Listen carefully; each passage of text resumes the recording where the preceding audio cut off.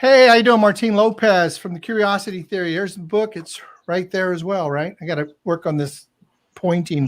Um, when I wrote the book, it came out of an argument. Really, this book came out of an argument that I was having with my wife, Yvette, who now we are actually separated. And I guess I imagine we're probably going to get a divorce, but I don't know. But it's probably moving in that direction. And a lot of people ask me questions like, if you wrote this book on conflict resolution, why are you getting a divorce? It's kind of like, I guess it makes me kind of an expert on something. I don't know what it makes me an expert on, but I think the thing that I'm really good at is being curious and looking at myself, looking at my relationship and being able to say, like, where did I fall short? And how can I improve myself in the future? And how can I be the best version of myself going forward? And when I wrote the book, the first two paragraphs, and I'm going to read them to you, go like this. Have you ever got out of a fight by accident? Let's face it, engaging in any form of meaningful relationship, we risk conflict. No matter how much we respect or care about people, we're going to occasionally find ourselves at odds with them. Our views differ. Our needs differ. We handle our emotions in completely different ways. Eventually, we fight. Everyone knows that relief we feel when that conflict ends. Doesn't matter if it's a friend, a family member, or a colleague. There's that point when the fight is over and the fire subsides. Every part of our body releases the tension. You no longer feel the need to fight or run away, so you can talk again. It's like the world just shifted. And I had to figure out fighting because I grew up in a tough neighborhood. And the way that I knew how to resolve conflict was to dominate, was to yell, was to enforce my way.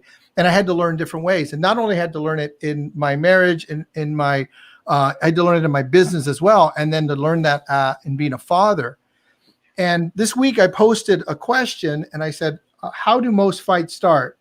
And what strategies do you find best to restore relationships? And people said all kinds of different, really amazing answers. Gabriel Michael said earplugs. That's pretty interesting. But then he went on and said, a lot of arguments arise from misunderstanding, communication, and allowing the other person to express his or her opinion or position without interpreting them is always a step in the right direction. So listening to people without having to interpret or not having to intervene what we think, our opinion, but just listen completely and lovingly. I think that's kind of what he's saying. And just so many other things, a couple divorce attorneys, and just really, really good content. And what I'd like to do is have a real conversation about real relationships, not that kind of conversation that you have that says, if you do this, everything's going to be good. Because when we find ourselves in conflict, when we find ourselves heated up in relationships, we don't necessarily say the things we want to say, and we don't necessarily go in the directions that we want to go. There's a lot of opportunity in relationships to grow personally, to grow spiritually, to grow mentally, and to grow in every other way. And so what I want to do is just bring out a couple friends and just have a conversation. So I got Jeannie Goodwin, who I did an interview, and you guys got to go back and check out this interview. I did an interview about her book. It's amazing. And I'll post that in a little bit. And then Thomas Mangum, who is just an amazing soul, just a really good friend of mine, one of my confidants I go to. And then two people that I've just met recently in a coaching program that I'm in, Jessica and Darren. And we're going to just have a conversation. We're just going to vibe and just talk about conflict and talk about what happens. What causes the fight? What happens after the fight? How do we resolve it? How do we make up? Hey, girls. Hi, guys. How you doing? Hey, happy to be here. Awesome. It's great to have you again. So thank you guys for coming on. This conversation that we're going to have today is not kind of like the conversation we normally have. It's kind of the girlfriend or the boyfriend kind of conversation that we have just with our intimate friends. So, we're going to dive deep and see what we can do to uncover something. And then maybe give people some hope and some solutions and some ideas how they can handle conflict when they're experiencing conflict. So the first thing I was talking about is that it doesn't matter what kind of relationship you're in. It doesn't matter if it's a personal relationship. It doesn't matter if it's a business relationship. If we stay in those relationships, eventually we're gonna have conflict. Would you agree? Absolutely. Definitely. 100%. Why don't we just introduce yourself, say real quick about what you do, and then we'll go into the next conversation, and then we'll move forward. Jeannie, how about you start? Okay, I'm Jeannie Goodwin. I'm a certified high performance coach. I am a relationship expert and a best-selling author of a book called How to Win Her and Influence Him. And I think you should probably expect conflict. It's part of relationship. Relationship equals conflict. It sure does, doesn't it? Yes, it does. Thomas, how about you, buddy? Yeah, Thomas Mangum here. I live in San Diego, and I do a lot of consulting for corporate and small business. And I run a couple of different companies, and I can assure you, whether it's at home in the marriage or whether it's out in business, if I'm interacting with another human being, there's bound to be communication breakdowns and, dare I say, arguments. So this is a perfect topic. That's awesome. Jessica and Darren. Yeah, my name is Darren Salquist. I have 10 years of management experience in the health field. I'm a personal trainer, wellness and life coach right now, currently. And same thing, I think conflicts is when you have a relationship, if people care about one another, sometimes you're going to have that conflict. You're going to have some differences once in a while. And I think it's just, how do you work that out to find that compromise? Yes, and I am his wife, Jessica Salquist. I am a coach with Next Level Transformational Coaching. I have been doing training and education for many of years. I am a social worker by background, and basically, yes, agree with everything you all just said. It's inevitable. It's going to happen. So let's go over how long you've been married. I've been married 22 years. Jeannie, I'm going to save you for last. Thomas, how long have you been married? 23. Jessica and Darren? 2 years, but we have been together for 13 this month. So we're going to celebrate that for sure. That's awesome. Jeannie? 40 years. That's awesome. So, the whole thing about conflict, like people think that conflict isn't healthy, or conflict, they're trying really, really hard to avoid conflict. Do you find that people do that? They just want to avoid conflict almost at any cost?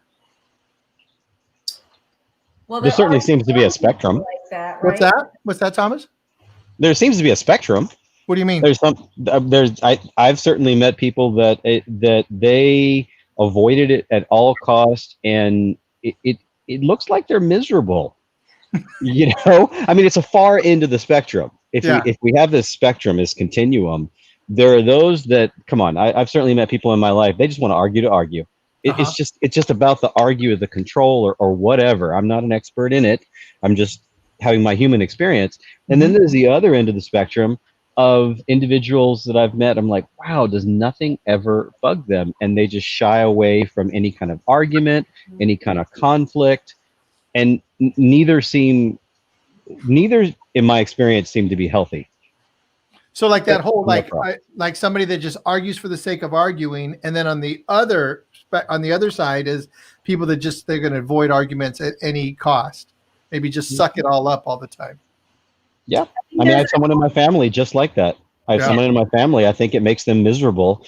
And to this day, I cannot honestly ever remember her having an argument. I even asked her, and she just avoids it. She just doesn't want to deal with that drama. Interesting. What were you going to say, Jessica? I think there's this healthy part of disagreeing. We're two very super independent, strong individuals, and we don't agree on everything. And that's okay. At the same time as we don't avoid conflict, we really take it on head to head sometimes because it's important to us. But there is a point where the yielding, or a better word possibly, could happen to save the outcome. When it becomes just who's right and who's wrong type thing, that's when the yielding starts to occur for us, to where that's a much more healthier choice for our future. So what do you mean yielding? I don't want to assume I understand what you mean by that. I have what I believe yielding is, but I'm real interested in what it means to you.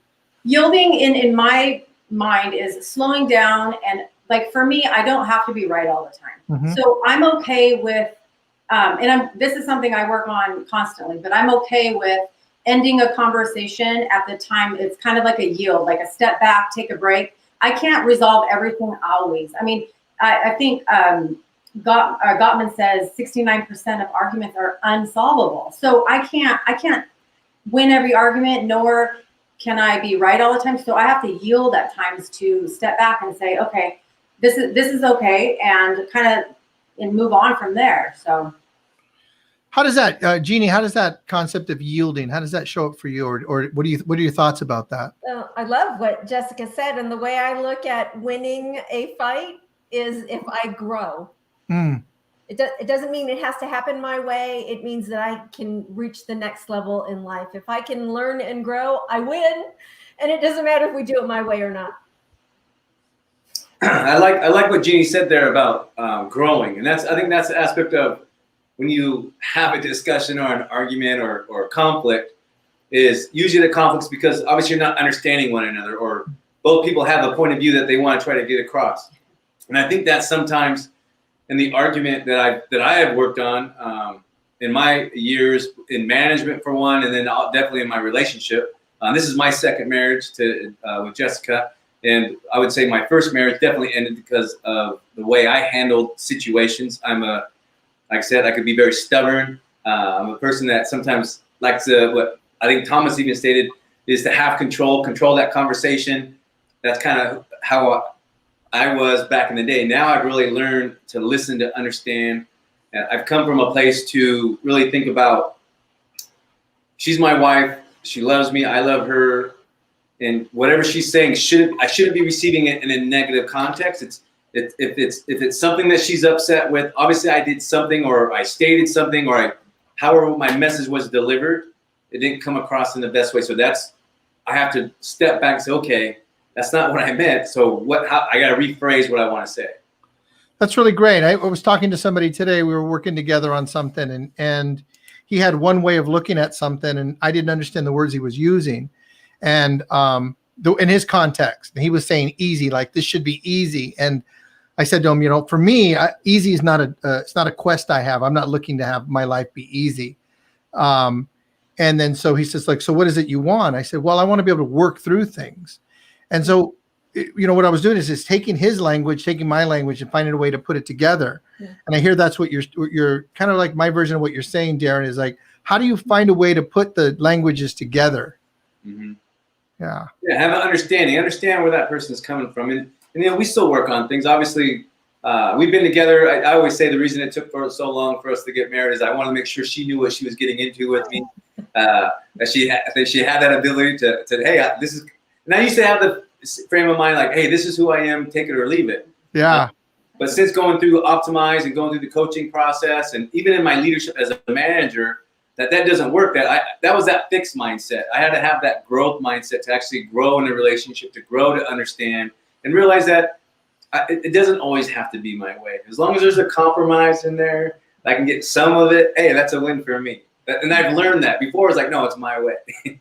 Yeah, on YouTube, Lisa Jackson is saying grow. And let's dive into that for a minute, like growing. Like, how has conflict helped you and each one of you grow in your relationships? And let's start with Jeannie first. I would not still be married if I didn't grow. Not even close. I am a certified high performance coach and a relationship expert because I needed the wisdom to figure out. Honestly, we got to the point in our relationship where I felt like the love was dead.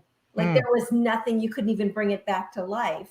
Wow. And I had to figure out, is it dead? Does love ever die? Or can you bring it back to life? And if so, how? What do you do? Well, you honestly have to grow. You have to figure out what the other person needs.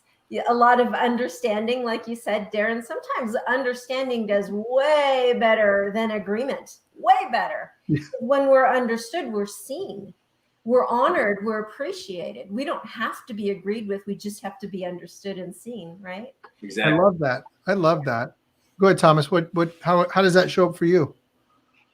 Yeah, I was the thing that came to mind when Jeannie was speaking was be willing to have a conversation that matters. And if I'm willing to have a conversation that matters, it means I care, and I'm willing to pay the price of being wrong, being misinterpreted, or whatever. You said something really powerful, Jeannie. It was something about like, is our relationship dead? Or is it dead in there? I'm more concerned with. I'm more concerned if someone's not having an argument. If you're not, if because I don't know, I kind of subscribe Like to if the it's flat, wisdom like that if a relationship is flat, you mean? nothing. Yeah. If there's nothing, because if there's an argument, if I have a strong emotional reaction, or I bring something up, whether even if it's me and you, it means we care. It means I care. It means you care. Yeah. And then the other piece of wisdom that it really rocked my world. Hopefully, I've gotten more emotionally intelligent the older and longer I've lived. But back in 2013, a friend of mine said, "Listen, if you're having conversations that really matter with someone, it means you care, and that's great. Also, one of the keys to a really great relationship is be willing to not be right, not necessarily be wrong. Be willing to not be right." And I didn't understand it at the time. I'll admit, I did not understand. I said, yeah, but I am friggin' right. I mean, sometimes I absolutely friggin' know I'm right. I'm looking at you, Darren, and I'm like, damn it, I know for a fact that I'm right, that I did that, or insert the blank, whatever experience. However, it's like this ego thing that I need to be right, so I got to make someone else wrong. Yeah. Who the hell wins in that? Yeah. In a relationship? That makes no sense. So I actually understood that, when I let them have that psychological win, doesn't mean I'm wrong. It's just that I just don't care about making them wrong. There's subtlety in that. You guys are shaking your head, so I think you get it. There's a subtlety. There's a subtlety that. It's like you look for the greater need. Like, what's the greater need? Is the need that we have? Is it reptilian? Is it this thing about I'm going to satisfy my ego? I'm going to satisfy my survival, or am I going to have something maybe that makes me a better person? And not as though I'm better than the other person, but can I be the best version of myself?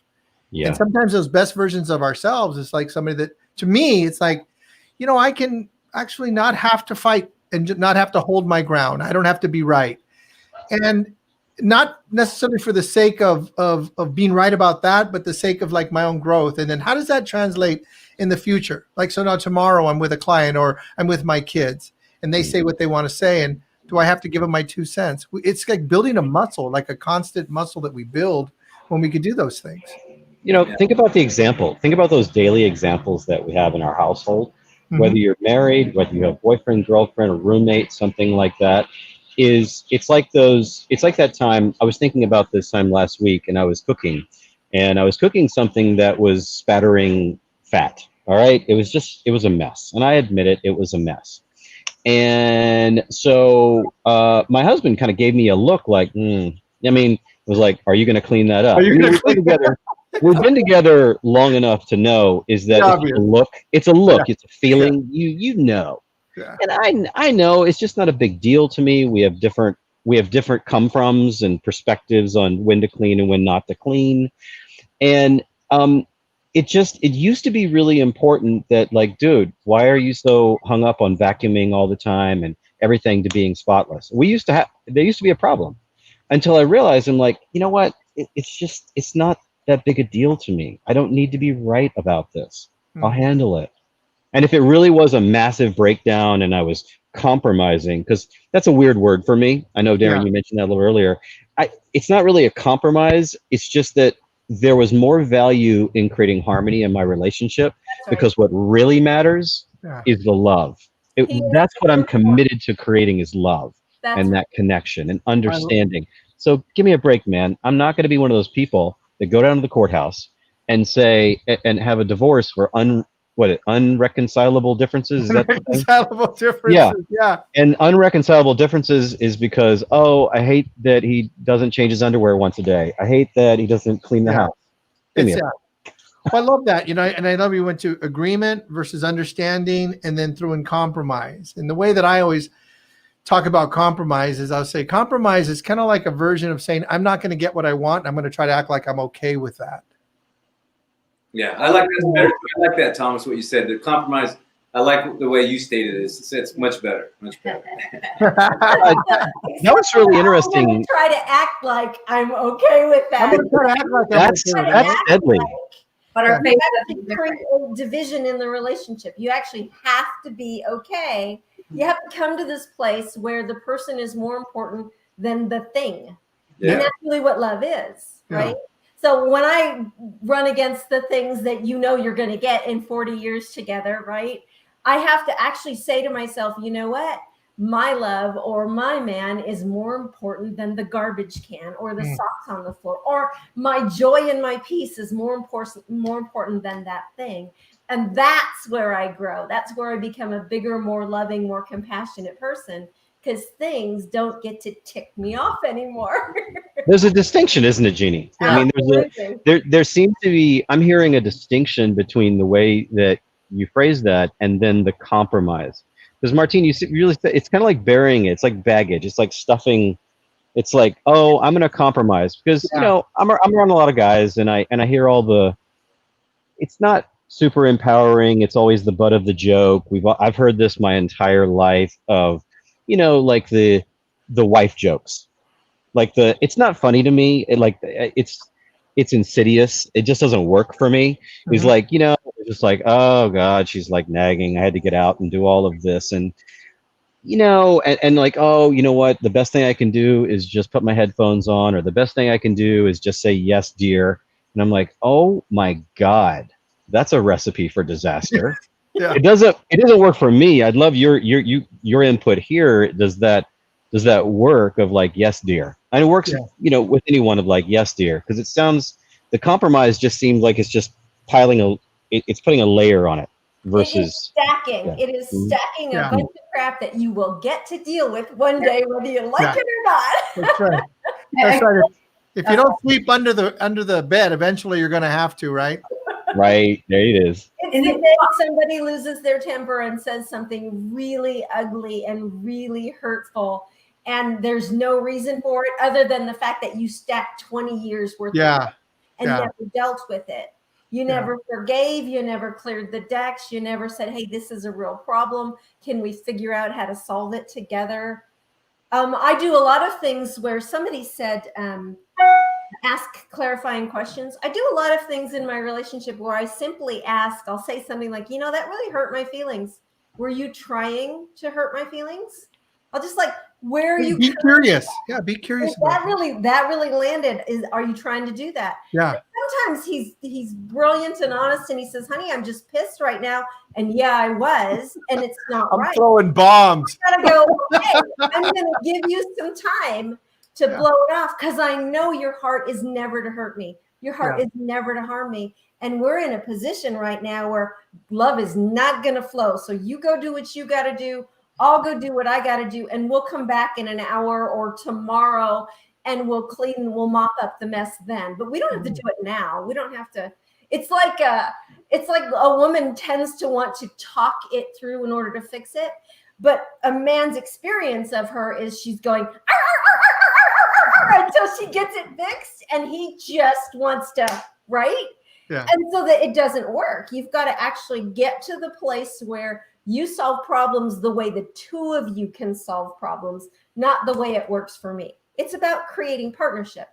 Absolutely. Jessica, you look like you wanted to say something. Oh, well, everything you guys are talking about, I see a potential, you know, the stacking and the putting it in the bag and just throwing, you know, just letting that bag get fuller and fuller. And there's just like this huge thing. It's just like creation of resentment. You know, you're going to resent each other because you're not dealing with the things. And it's just all of those things are so time consuming and energy consuming. And it's like, if you're focusing so much on that negative aspect in the relationship and having to be right and just stuffing your bag full of stuff, you're placing your energy in the wrong areas.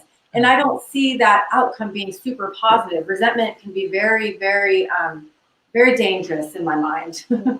I like what you're saying, but when we by putting your energy in the wrong place, the thing is that so many of us have habits of putting our energy in places, and it doesn't occur for us like wrong because we're protecting, we're defending, we're doing the things, we're trying to survive. So for many of us, it may from the outside go, that's the wrong place, but from the survival, from the I need to live through this, and not like we're in a gunfight. We're just in an argument. It could be just a disagreement.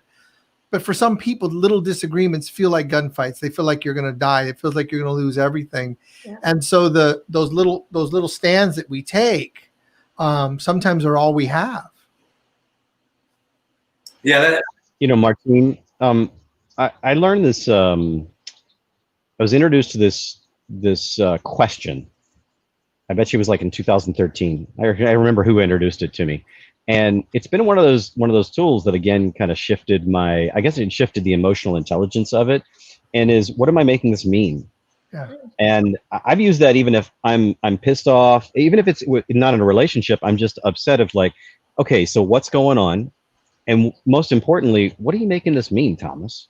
And now, granted, you'd have to be reasonably self-aware. And I don't think some people are self-aware. I'm not being mean, but I had an epiphany, or I had to be woken up a few years ago to even just be aware. Yeah. Are you aware that you need to be right? What are you talking about? I don't need to be right. Duh. I mean, I'm just right. Kind of powerful.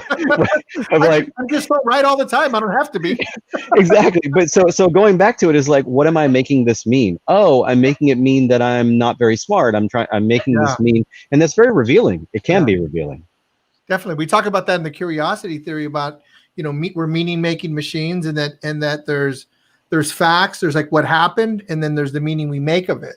Like we made it mean something, and then that triggers a need that we have, maybe a need for security, maybe a need for love, a need for challenge, whatever that need could be. And if that need's met, then we have what we call a yum feeling, like, hey, that's great, positive. If it's not met, then we have something we call yuck. And it's like, it's just not a great feeling we have. Yeah. Yeah. That happens with Jessica and I. That's where I kind of come from a little bit. When we have our arguments, our discussions, or whatever we want to call them, fights, when it gets to that level, we try to. Today we're going to call them fights. And our business name is called Next Level, but that's the one thing we don't want going to the next level. Is keep them lower. But that's the thing. When I ask from Jessica, when I'm upset with something, I really try to make sure that she's understanding where I'm coming from, and that's where we typically butt heads at times, because I'm not hearing what I want to hear. And when I'm not hearing what I want to hear, and she's going down a different path, like, what don't you get on what I'm asking? Why can't you agree to this? What is it? How can I make this more clear? And this is where I try to stay on a certain line, but as we get further and further, my fuse gets shorter and shorter. That's right. And I'm in control of how I feel, and I can't say she makes me get this angry, but there's that point, that boiling point where that trigger gets switched. And it's like, okay, I'm done trying to be nice. Now I go back to the old me, which then I know is not the best thing to do.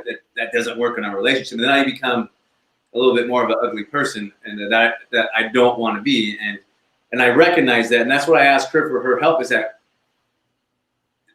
I asked the question, when you see I'm on fire, don't add fuel to my fire. What can you do to help me bring it down and put some water on it, or just, can you say some of the things that I want to hear? So then I understand, then I hear that you're understanding me. That's where I get frustrated, was I don't feel understood in our relationship. Sure. So what are your natural tendencies, if you don't mind asking you, like, what are your natural tendencies when you go off, kind of, I call it off the deep end? What is that when you get triggered? What do you? I raise my voice. Okay. I might, pick things that she does that annoys me a little bit, or. I always say, let's focus on one topic. Let's just focus on this one thing and get through this one thing, instead of, the pile-on thing where it's like, I can't go there with all the things that I do that are not perfect, because we're never going to be perfect. But at the same time, it's like, and we're good with that. As long as I'm like, hey, let's focus on this one thing now, so we can focus on this and get through it, then more than likely we become more focused and we can have that conversation. So, but when you're in the middle of a conflict, when you're in the middle of the fight, and then when somebody's is being reasonable, for me, my experience in the past, and I'm much better at this, when someone's being really reasonable and actually making sense, for me, it felt like I was stupider. I was just dumber. I was like, I'm more of an idiot now, because, and if you fight with me, then it's like, there's a version of like, okay, we're both idiots here, we can fight. you know, and I understand it's like a mad way of looking at things, you know, just kind of like silly way. It has, for me and the way I look at it and the people that I work with, there's a justification in that. There's like, hey, we're both like in the mud now. And it's not where we want to be. Yeah. But sometimes when you have somebody that's like just really thinking really clearly and they're making their point, and it's like that kind of rubs, you know, do you notice, does that ever happen? Yeah. Kind of rubs more. You're like, oh God, you're the smart one. I'm the idiot over here. Hey, Darren, you said something really brilliant, and I want to ask you a question about it. You said, when I'm losing it, when I'm really angry, can't you just say what I need to hear to kind of calm me down? What is the thing you need to hear? Good question. Tell her. I said, here's what I need to hear. Can you just say this? And she won't. She's got a chip on her shoulder. I always tell her, it's like, you got this chip on your shoulder. No. Oh my God, that's so awesome. I've been there so many times in my marriage where Yvette would say, this is what I need from you. And I was completely unwilling, like I'm absolutely 1000% unwilling to give. What is it? You know, it's like the win or lose. It's like, I'm not willing to lose. I think for me, I wasn't willing to lose. I'm tired of losing, you know, and in that moment of conflict, it just feels like you always lose, even if that's not true. In conflict, it's like everything from the past, in my opinion, in conflict just shows back up again. Like all the fights, all the stuff. That's the stacking I was talking about. Yeah. Which means if you don't take care of the stacking, it will show up the next time you're the slightest bit irritated. You really need to take care of the stack. Yeah. And whatever you can do to heal yourself, not necessarily just in the relationship, but even go and do your therapy and do the stuff outside of the relationship. Yes. So that you come, you come stronger. You come back stronger. This topic is after the fight. I think it's really important after the fight that you clear the stacks, that you go do whatever you have to do. Sometimes it's an internal thing, like I forgive this and then I forgive that and I let that go. I forgive me for pulling that out of him and I forgive him for saying it and I forgive. But you have to go through some kind of a process where you actually can clear all the crap that you're carrying around in your relationship with you, or it will absolutely show up the next time. And doing it after the fight is way better than trying to do it during the fight, right? Yeah. Well, we're always good after the fight. We're always like, okay, I know what I could have done. I could have done this. It's the during the fight or being able to see the fight coming down is where I think is where the skill that we want to learn is. It's like, how can I see this happening? And then how can I take care of myself? How can I check myself and then look and see what's going on here? And then how do I want to approach this? What is the outcome I want? What is the need? What is the other person's need and what is my need? How can we have all of our needs met? Yes, and how can you do all of that when you're like this? Right? Either physically or emotionally. How can you think your way through that when you're on fire and they've done it to you yet again, right? And why should I have to put up with this and that all that's going on in you? That's right. I'm cooking right now. Why are you talking about cleaning, man? You're reminding me is that you just got to be willing to get messy, because here we are. Here, to be fair, for like anyone watching us, we're all analyzing from a sane place. Yeah. And every single one of us here, I know I am probably speaking for you, so I'm willing to be wrong about this, is that we've probably been in those moments when the emotion is high and the intelligence is low, and we say things that fly out of my mouth that I'm like, oh my gosh, did I actually say that? When we take a look at it later. And so we got to be willing to get messy. It's not going to be, even like Jeannie, you're a relationship expert, and you probably couldn't be an amazing example of that in your own life. And in fact, the stakes may be even higher for you, because there might even be an expectation that it should be amazing. You've still got to get messy every damn day and every moment. Absolutely. I'm not putting it on you, but I think that would make an amazing relationship coach. Otherwise, you don't have a real relationship. You don't. It becomes very like, talk about, what was it? Somebody was mentioning earlier about where one person, they say it so beautifully and it sounds smart and right, and then I just sound dumb in the moment. What if you're married to a psychiatrist or a relationship Yeah. coach or Yeah. or that kind of thing? And so it is going to be messy. Let's just let that go right now. And it's going to be messy. And then about that stacking thing, Wow. I want to go back to that. Jeannie was mentioning the stacking, and that's great to know after I've stacked. but let's how do we keep clean as we go into it? Yeah. I'm reminded of a couple of moments, and thank goodness I was working with a relationship coach that helped me understand is like, man, you can't keep going this way. You can't keep, she didn't use the word stacking, but it was exactly what was going on. Yeah. It's like, when are you two actually going to have a conversation that matters? Yeah. And a conversation that was very messy, and it's happened a couple of times, but it's such a beautiful clearing. We went in it not with the expectation we were going to be together, but putting everything on the table. We mean, the options are, we can keep going as is, we can improve the relationship and have it be smoother, or we can not be together. And for us, this is just a personal experience, not expertise, it's just a human experience, that while it was difficult to say that those were the options, it allowed us to go into the conversation clean. Mm-hmm. So that it wasn't like, oh, we're going in to fix our relationship. Well, aren't one of the options that you might not to be together? Oh my gosh, we don't want to talk about that. Yeah. But what if we started going in and saying, of course that's an option. Yeah. That's not our intention, but let's go in so we can get clean with each other and hash out whatever's going on, so that almost creates a new level. It's like a cleansing. Yeah. It seems like if you have something to say, you still have to say it. And if it's, I don't want to be in this relationship, or I want a divorce, or, whatever that is, if what you have to do is manage that you can't say that, then that's part of that compromise. Well, I really don't get to say 100%. what I want to say. Mm. I got something I want to say. And listen, I know it's a stupid thing to say. I just need to say it. I need to say it so they can hear what it sounds like, so I can work through it. Right.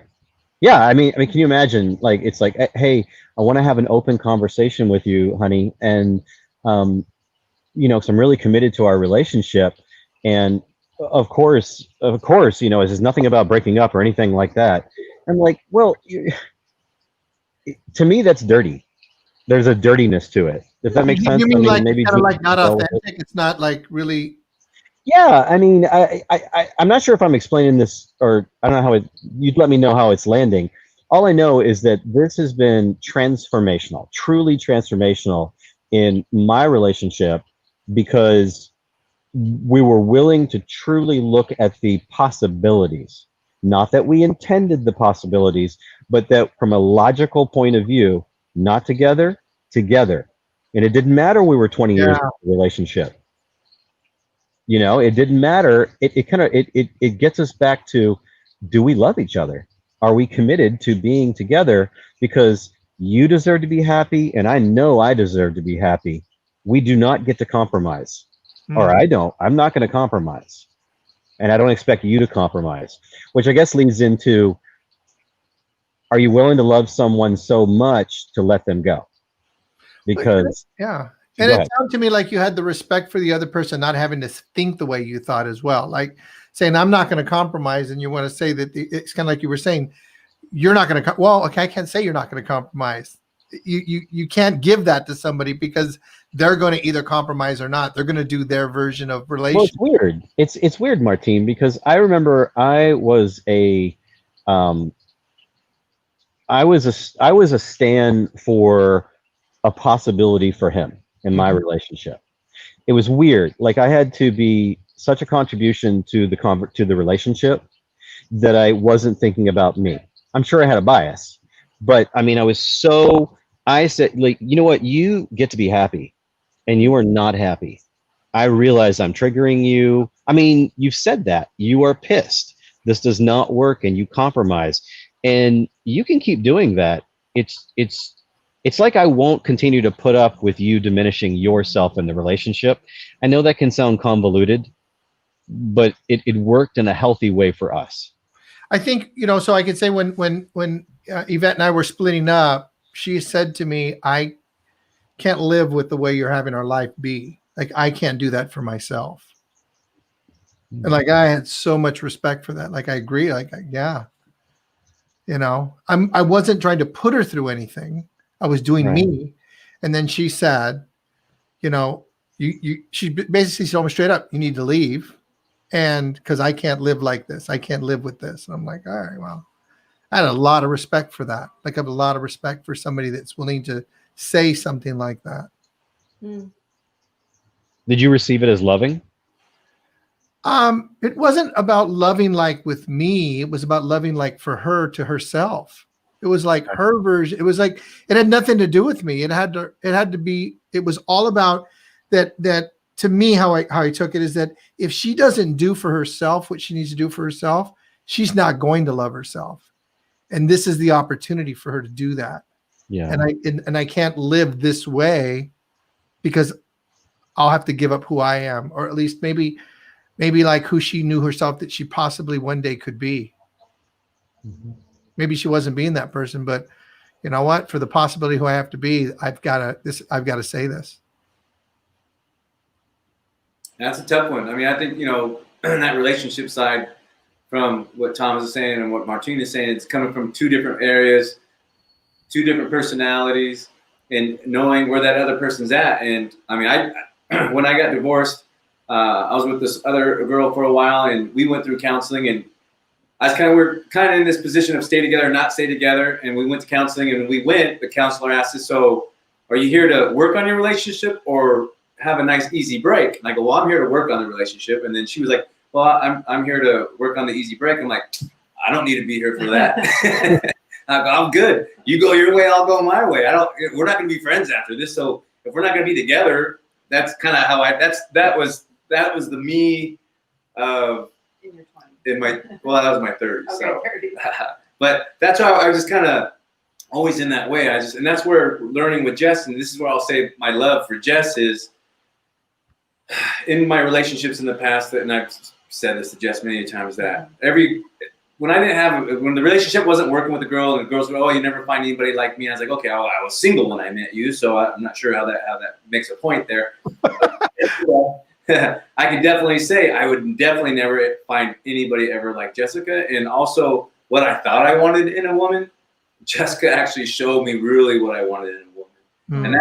And that's where our love is what she's brought to our relationship. And this is what's made me want to be such a better person and going through Optimize and working on being the best version of me and actually caring. And I think that's where I probably get a little upset more in our relationship, because I'm trying so hard, and she's recognized I've made a lot of changes in the person that I was, the person I am today.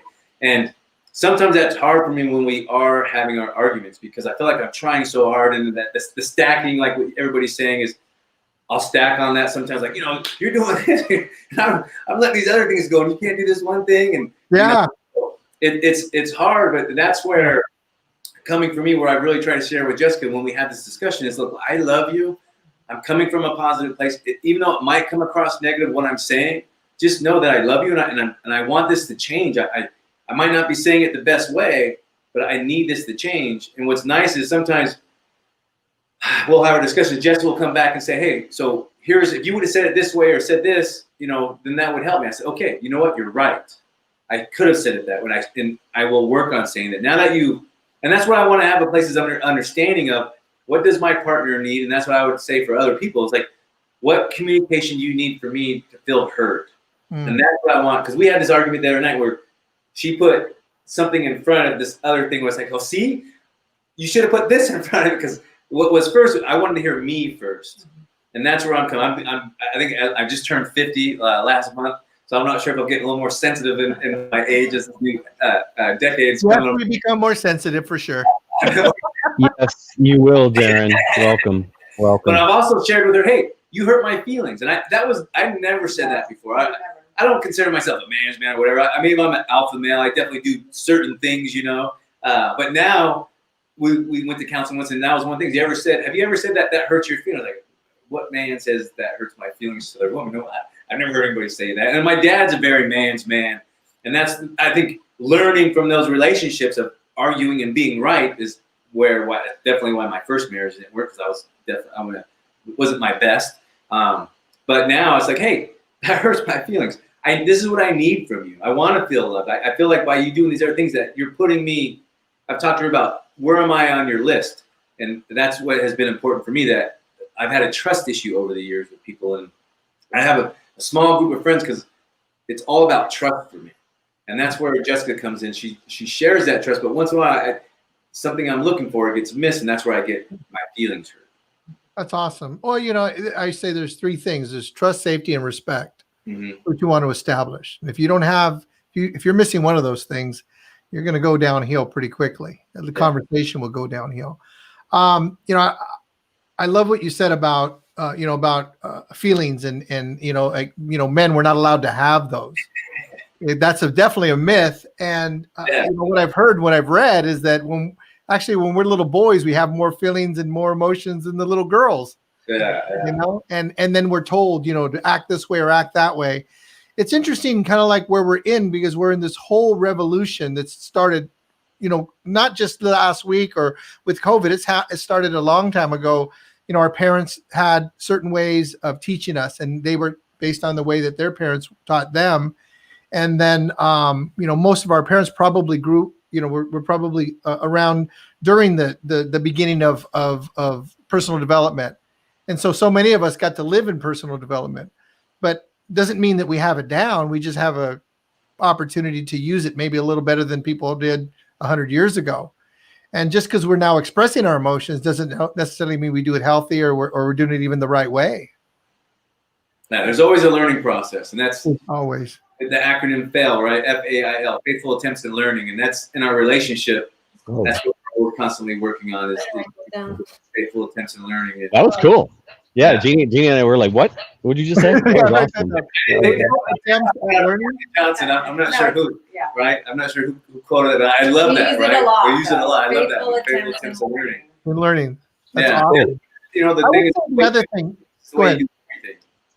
I would say the other thing about what you said, I'd like to challenge you on that. And you said that, you know, I wasn't my best, you know, in your other marriages. And I would challenge you to say this: you were your best. You might not be who you are right now, but I really doubt that you weren't trying your best. Like given what you got, like, these are the tools I have. And I'm going to use those tools to get my point across. And maybe I'm being a complete jerk, but I'm not. But I don't find most people are being jerks because for the sake of being a jerk. They're not able to get what they want out or express themselves, you know, through their needs or through their feelings in a way that somebody else can understand. Because and what I mean by that, like the point of that, or how I have the proof of that, is that when you actually start talking to people, how often are you saying what you want to say, and then you have to, well, that's not it. Let me try again.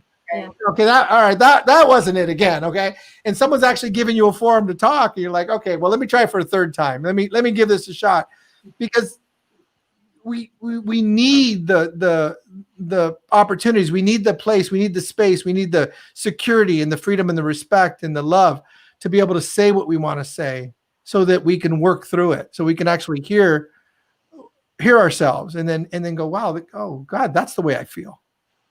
Wow.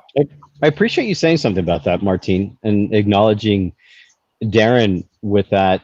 It just reminded me, I think was it the poet Maya Angelou that said, if you know better, do better. And it's something that's going to come back around in this whole revolution, I think, that's happening with relationships, with race and gender, and just there's just an upheaval around the world and a revisiting how we interact with each other as humans. Yeah, I mean, I did the best I could before. I can't do a damn thing about what happened before. I can judge myself, I can do whatever, but if I know better today, so I get to do better. And tomorrow it may change again. There's nothing wrong. I can't change the history. So why am I still using that history to beat myself up? Yeah, it's ridiculous and it's insane. So why would somebody use their history to beat themselves up, as just something to dive into? Like, why would a person do that? I couldn't. I mean, I wouldn't even speculate. I don't have any evidence with that. I would simply ask someone the question. I mean, I've certainly had clients, whether it be professional clients, personal clients, that kind of thing, that It was like, why, I was in a conversation today with a colleague of mine on a mastermind group, saying, so you continually talk about the past. You continually are keep going back and saying this and that. And it's my experience of you right now is that you're dragging the past into the present. But can you do anything about the past?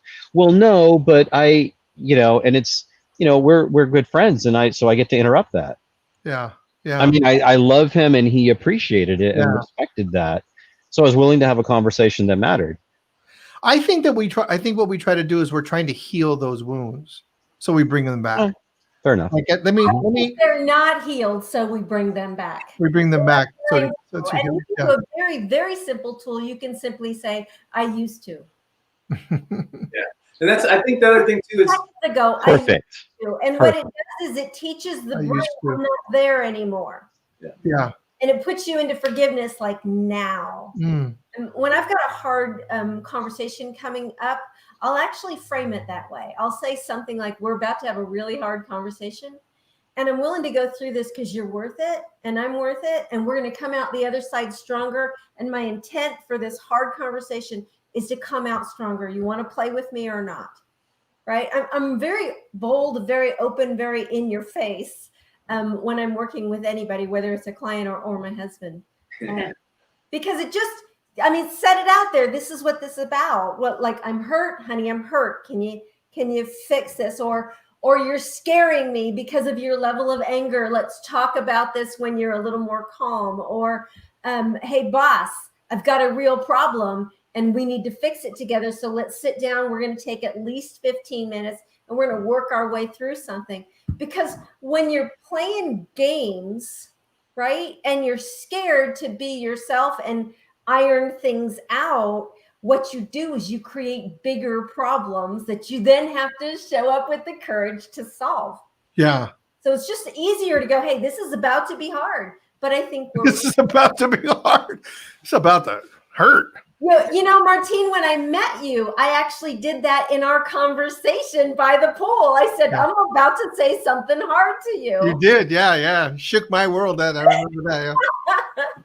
And you may or may not like it, but I think we're worth it. Or I think that something amazing is about to happen between us, and I'm willing to do this with you. Are you willing? Well, Lisa had this big, long thing she said, but I want to pull this one part out of it. She says, but I'm more than willing to have the hard conversation. And, so when are we willing to have those hard conversations? That's the thing. Like, we're willing, I'm willing to have the hard conversation as long as I'm in control. I'm willing to have the hard conversation as long as I'm the one saying we're going to have a hard conversation. The part of where it really challenged me and causes I need to put in courage. I need to put in vulnerability is when I'm going to have a hard conversation and I don't want to have one. Sure. Yeah.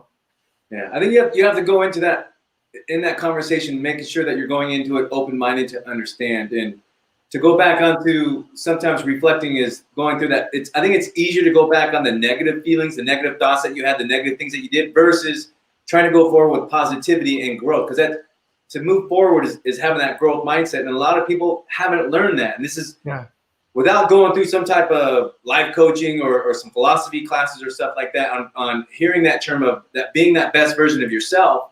Well, what does that mean? What does that mean showing up? Because I'll talk to individuals that definitely need some growth opportunities, but they think, oh, this is the best version of me. This is just who I am. And you don't think you have, and you got it nailed right now, right? Oh, I got it nailed. Okay, great. Yeah. Wow, that's awesome that you have this figured out at such a young age or wherever age you're at. I mean, we're always constantly learning. And that's what I think that's great, where for me, that has been the biggest impact on myself is having that vulnerability to myself to know, you know what? Damn, I've done a lot of things wrong. Those are things I learned how not to do things correctly, the things that I used to. And then having that identity that's not me any longer, right? With James Clear, Atomic Habits. Someone that's trying to quit smoking, he uses in his book, oh, I don't smoke anymore. That person still has that identity of a smoker versus, no, I don't smoke. Yeah. So I like what Brian Johnson says, where he says, that's like me, and you have a win and you celebrate, like, that's like me. Yeah. And we could use that everywhere. Like, so, one of the things I'm working on right now is, and I'm not talking to Yvette. I haven't talked to her on the phone in probably 2 months.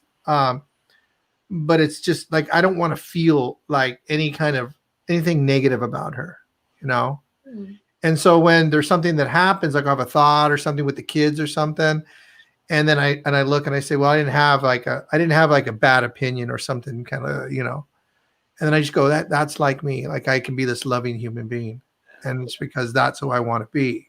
I want to be, that's like me, like a person that can be a loving human being. Yeah, I really honor that. And I think the easiest thing to do when you don't want to do something is get really selfish. Seriously, get really selfish and go, what do I want? Yeah. What do I really want?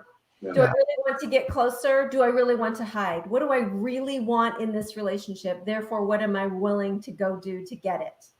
I think you were saying, somebody said something. I don't know if it was you, Jeannie, or if it was Jessica and Darren that said it. And then maybe the answer is, no, I really want to hide, or I really want to fight. And then just be straight about that. Yeah. Listen, I said, I really want to argue. I kind of want to be an asshole right now. And like, do you want to do this with me? Or do you want to, I can just go sit over here on the couch? That's refreshing. Jerk, like, yeah, I'm not going to do that with you. I'm going to go, I still love you, but I'm not going to do that with you. But I think that's why it's so important. Like if you have a crappy day and you come home, to let your spouse know, or your partner know, hey, my day sucked. I'm in a really, we do that with each other. I think last night or the night before, he's like, my head hurts. I'm in a bad mood. And I'm just like, all right. That tells me that he needs some time to process and maybe needs a moment, and that I'm not going to go into any deep conversation. Kind of like what Jeannie was saying too, is that, letting them know, this is what we do. And Jeannie, you can tell us if this is good or bad. We're open to it. But we'll say, hey, I really want to talk to you about something, and I don't know how to quite say it, but I know in the past when I brought this up, it's brought up some kind of heat in the conversation. So asking permission, can I attempt this? I'm a process. Brilliant. I will process as I'm talking, and I will be figuring it out as I'm saying it. And that is really difficult for him, because I'm like, I have these revelations, these epiphanies as I'm talking, and I'm like, oh my gosh, that's the first time. And like you said, Martine, it's like your first attempt. Oh wait, give me another attempt. Wait, give me another attempt. Let me get this right. Pitch the ball, because I need another up at bat. Their brains do process out loud. We figure out wisdom as we speak and as we feel. That's how women work. Whereas most men do it in silence in their brain. Your brain is actually shaped a little bit differently, has more space to do that and to think deeper without talking it out. And if you try to talk it out, you actually get confused, because women talk on all these different levels. So the answer, Jessica, is so good. What She tells me all kinds of stuff I learned about myself. I'm like, yeah, I'm just like that. Ask for what you need. Hey, babe, I need to talk for 10 minutes. I don't need you to fix anything. I don't need you to remember anything. I just need you to be present with me and be this support system that makes my life worth living. And I'm just going to go for it. If you ask exactly for what you need, and he comes back with, I can't do that right now. Give me 20 minutes and then I'll be present for you. You just solve all kinds of problems, because you're present with each other. Yeah. You're creating partnership in a way that both of you can provide it. I love it. Jeannie, you say it in such an elegant and graceful way. But what about that time when I'm just like, just can you just shut up and listen? I just hold the friggin' bucket right now. I just want to, all right? I just want to bitch. Yeah, no kidding. Guys, we're almost at 60 minutes, and I want to always keep these as close to 60 minutes as I can. I think we can talk forever and talk all night. And I just want to, before we close out, we'll start with Thomas, then go to Jessica and Darren, and then we'll finish with Jeannie. And Thomas, just tell us what you're up to, what you're doing, how people can connect with you.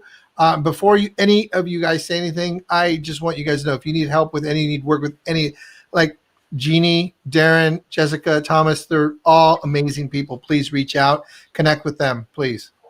Thomas. Yeah, I haven't put the website up. I'm not sure if it comes across there, but it's connectwiththomas.com. Just connect right now. There's a big project that's coming out very, very soon that I'm launching with a good friend of mine. And it is it's helping businesses really pivot and reinvent. we're using everything that we learn doing the corporate consulting for big Fortune 100 companies and helping small businesses. I think there's a big need right now, the small businesses and these smaller businesses to reinvent, because or these solopreneurs. So really the start is just connect with Thomas.com, whichever of the sites resonate, just connect right now.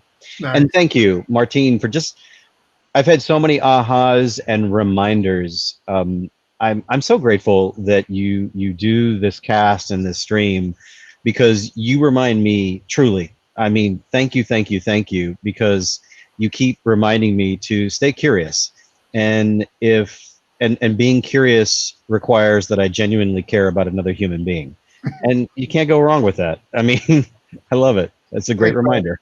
I love you. Thank you. I got to come over for the chimenea, man. When's it got to have a chimenea soon? If I could turn the camera around, you'd see the chimenea. Well, whenever we're allowed to socialize, I'll have to have a virtual one. Okay. So, Jessica, Darren, tell us about you. So we have a webpage. You can connect with us, nextleveltransformationalcoaching.com.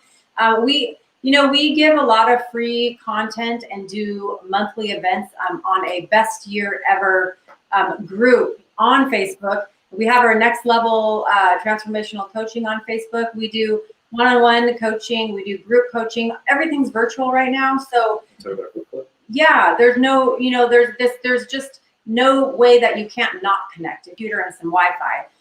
We started this awesome book club for this group of 6 lovely women. And it's just super awesome to go through content and learning and theory and be able to practice it together and support each other and see people be successful. People want to relate and people want to connect. And so I love the connectwiththomas.com, because that's why we have opened up these groups and these pages, because it's all about inspiring others and being inspired by others and be connected. We started this almost a year ago with the group, the free content and the pages. And then COVID happened, and it was like, oh my goodness, thank goodness that we did this, because people need that connection and that support. And so Darren does personal training. He does online personal training. And so anything else you want to add? Yeah, and just, if you're interested in a book club, our next book, we just did Bright Line Eating. What's the author's name again? Susan Pierce. Susan Pierce. Yeah. We're just finishing up that book. We're going to be starting our next book, Raise Your Game, by Alan Stein Jr. So these are the things that we all read the book together, and then we do some coaching. We got some coaching as a group. Kind of great access to have everybody hear their different stories and how they relate to certain things, and realize wow, a lot of people think that sometimes we're going through the same issues that I'm going through. So that's one thing that that's super exciting with what we're doing with Next Level Transformational Coaching. And again, looking at any online personal training or anything like that, hit me up. And thank you, Martine. This was so awesome, and you guys were amazing. I definitely would love to connect with you all at a later time too. Yeah, we'll definitely do it again. Darren, I love when you do when you do teaching and you hear all the little subjects and you kind of go through them. That's really cool. So if you guys want to hear some good stuff, you definitely go and is it on your page or is it on the Next Level Coaching page? We have the Next Level Coaching group page. The Facebook page, right? Yeah. Okay. Yeah. If you wouldn't mind going back after we're done, go to the very beginning and then type in that information so people know how to get to that. That's a really cool. I really love what you're doing there. Keep it up, Darren. It's really cool. Thank you guys. Thank you. And thanks, Martine, for doing this. And awesome. Jeannie and Thomas, thank you for being here. Great insight and help me grow. Thanks for being so vulnerable, you guys. Yeah. Jeannie, Jeannie, I'm gonna have you back in like 2 weeks, okay? Oh, yes. Life is all about growing. Me, what am I up to? I am transforming the world, period. That's what I'm here for. I want to help people make it to the next level. And in order to do that, this is my best-selling book, How to Win Her and Influence Him. You can go get your copy for free. It's my gift to you so that I can absolutely transform the world. You can go to my website, myrelationshipgenie.com/free book. Go get it. Just go transform your relationships. Be the best you could be. If I have anything to do with that, I have had a fabulous day. It just makes my world rock. And I was honored to be here, Martine, anytime. I'm absolutely honored to work with you. Jessica and Darren, it's been such a pleasure. Thomas, such a pleasure to get to know you all. Go check out my book for free. I work, I've got a private coaching, certified high performance coaching. I've also got a group coaching program where I do a deep dive 1 hour every month, teach you latest relationship high performance tools to turn your life around like that. You know, this is what I love doing. Let's just fix this world so that we would all love to be here. That's awesome. Thank you. I love you. You guys are all amazing. Thank you for being here, everybody. And we'll be here next week. I think we're going to be talking about bullying. I think that's what we're going to talk about, bullying. So it's going to be a really Oh my fun gosh. topic. Yeah. That haunted me growing up. I'm going to have to come. Thank you, guys. I love you guys all. Thank you for being here. And we'll see you next week. All right, guys. Much love to everybody. Bye. Take care, guys.